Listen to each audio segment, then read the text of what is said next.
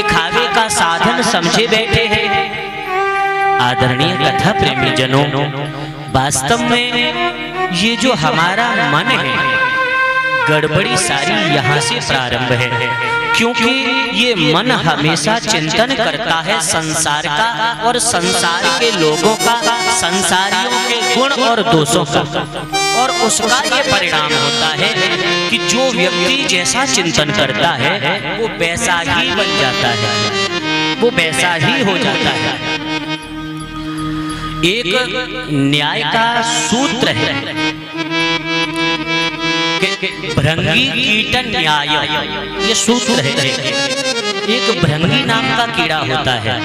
जिसके कोई संतान नहीं होती, लेकिन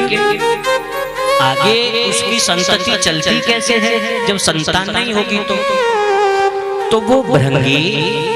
किसी अन्य कीड़े को लाकर के अपने घर में बंद कर लेता है। आप लोगों ने देखा होगा घरों में एक मिट्टी का कीड़ा घर बना लेता है, उसमें एक छोटा सा दरवाजा होता है, बस उसमें से वह अंदर जाएगा और जिस कीड़े को देगा उसको खिलाएगा पिलाएगा, लेकिन इतना उसे डराएगा, इतना डराएगा कि वो व्यक्ति डर के कारण हर समय उस भृंगी का चिंतन करता है, उस भृंगी के बारे में सोचता है कि वो दूसरी जाति का यानी दूसरी प्रजाति का, जैसा वो भृंगी है वैसा ही स्वरूप उसका मिल जाता है, वैसा ही उसका स्वभाव हो जाता है, और फिर उसी प्रकार वह अन्य कीट को पकड़ करके भृंगी बनाता है। तो मेरे कथा प्रेमी जनों, इसी तरह हम लोगों का जीवन संसार के लोगों के गुण दोषों का चिंतन करते करते उन्हीं संसारियों की तरह हो जाता है। हम लोगों के पास 3-4 घंटे बैठ करके टीवी देखने के लिए समय होता है और बड़े प्रेम से देखते हैं। माताएं जब सीरियल देखती हैं तो स्वामी जी यदि भोजन मांगे ना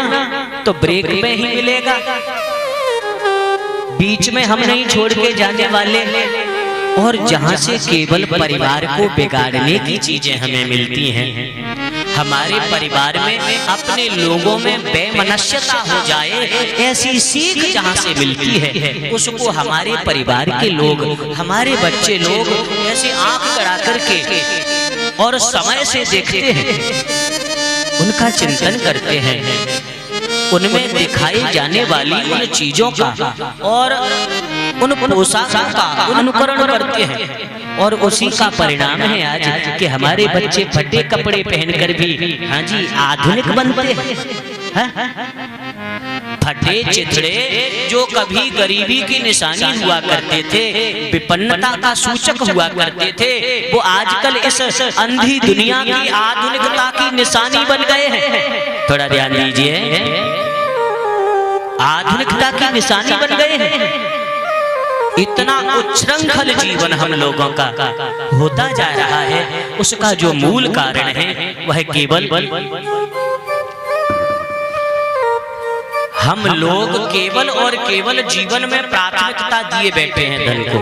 थोड़ा ध्यान दीजिए, माताएं जितनी हैं यहाँ पर जो श्रोता हैं, हाँ जी बार बार इधर उधर नहीं, हाँ कुछ लोग हैं जिन पर मेरा अधिकार है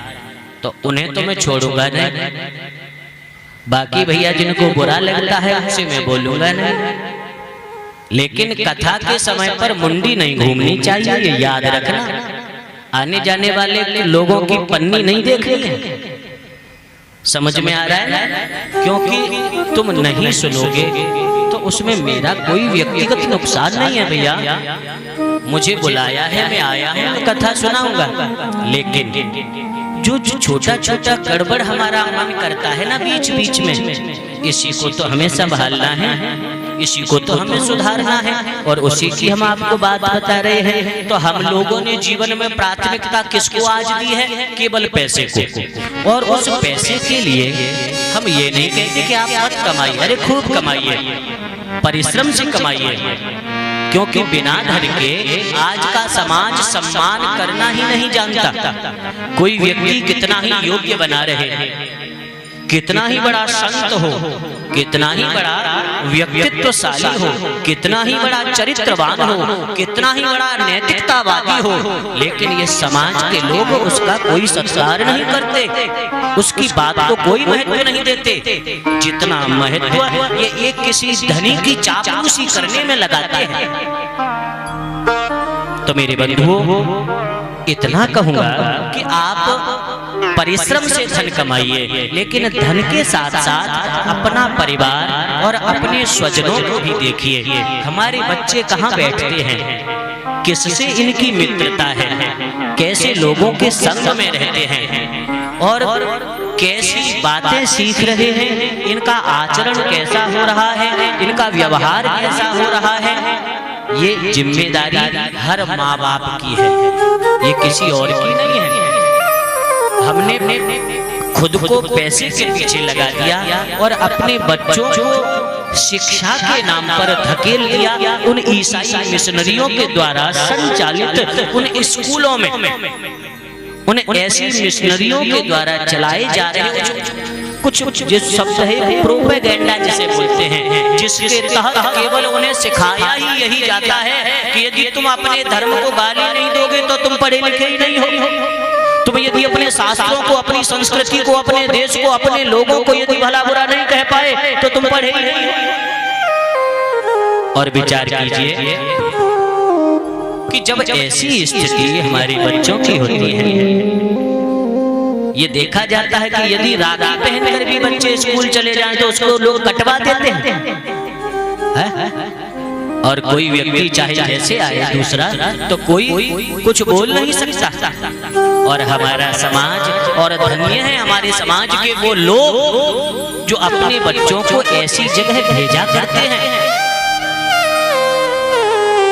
जहां पर उनको केवल और केवल अन्य धर्मों का आदर करना तो सिखाया जाता है और अपने धर्म का अनादर करना सिखाया जाता है।